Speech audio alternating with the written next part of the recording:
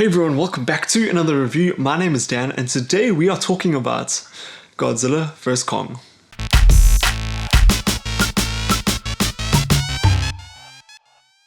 Okay, so Godzilla vs. Kong is a film directed by Adam Wingard, and this is a film that I think many people have really been excited for. And I mean, that makes sense, right? It doesn't really get that much more epic than having Godzilla vs. Kong on screen, battling it out.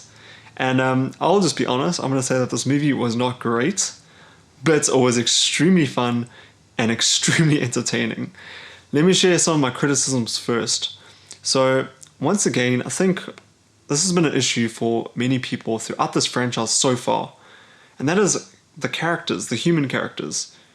A lot of the time, they're just in the film to sort of progress the story or to give us as an audience information about what is actually going on with regards to the story. Now, I will say that this film does it a lot better than Godzilla King of Monsters did it. I personally liked the character stuff in Kong Skull Island. It wasn't great, but I enjoyed it. And I also did like it in the first Godzilla film. I thought it was pretty good. And I think Adam Wingard did a really good job in this film particularly although the character stuff isn't great, the human character stuff, I feel like he kind of knows that for majority of the people watching this film, they do just want to see Kong fight Godzilla, and this film definitely delivers on that. It definitely does. I went with a few of my friends, so it's kind of like a little birthday celebration thing, which was really cool, and I was really stoked to go watch a movie with friends because it's been a while. And we were busy watching, and my one friend actually said to me, like, quite early on in the film, she was like, I can't actually believe that they're already fighting like Godzilla and Kong, because this film pretty much gets going straight away. Because I mean, as soon as the film pretty much starts, we caught up with where Kong has been during these last couple of years and Godzilla, and also like what's been kind of going on in the world at that moment. So I thought it was really interesting, and I liked how we didn't really waste time to get into what was going on. Sure, there's a lot of stuff that's in this film that does kind of feel a bit all over the place. There was some stuff that I thought was really dumb that they included in this film and it didn't really make sense. Some of the dialogue is not great, some of the acting is pretty cringy, and that's a little disappointing because of the high caliber actors and actresses in this movie. But I think if you are going into this film wanting to see the clash of these titans, these monsters, you are going to be in for a wild ride. And I thought it was a lot of fun. The action in this was really good. I thought it is a bit over the top sometimes. It is a bit crazy, but that's kind of what we wanted to see in a movie like this, I feel like. There are a few new characters introduced into this film, and then there are some returning characters from previous films. And I thought for the most part, like, wasn't really any great standout characters in my opinion. There was one character who is this little girl who has this connection with Kong, and she does like this sort of like sign language with Kong, and she doesn't say anything throughout the film, but I kind of thought she was probably like the best human character in the film, to be honest, because I just did really like that connection she had with Kong. Because I kind of feel like if her character was not in the film, all the human stuff would have just been extremely dull and boring.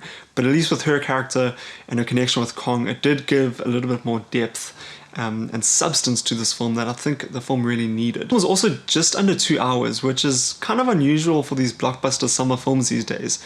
And again, I think Adam Wingard just kind of knew that this film had to be an action-packed, fun, entertaining film with Kong vs. Godzilla, and he didn't really waste too much time with the human stuff, which I felt like was kind of a bit all over the place in King of Monsters, the previous Godzilla film. So I really respected that. Like, I kind of enjoyed the fact that the filmmakers knew in this installment that they just had to make it as epic and as fun as possible and not focus too much on the characters, the human characters. And I thought that was a good and smart move on their behalf. I must also say that the musical score for this film I thought was really good. One of my other friends who wasn't with me when I watched the screening, he actually said like he was keen to hear my thoughts on the score because he saw it the night before I did.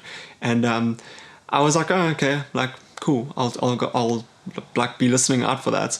But as soon as like the musical score started in the film, I was like, this is really cool. It's really interesting. It had like this really intense like vibe about it, but it was also like very like cinematic, and I thought it was great. So that was really cool as well. Visual effects as well in these sort of films is obviously like quite important, and I thought they were really stunning. There's some great shots like in the nighttime as well as like in the daylight, and they also used a few like neon lights techniques throughout this film, which I thought was really, really cool.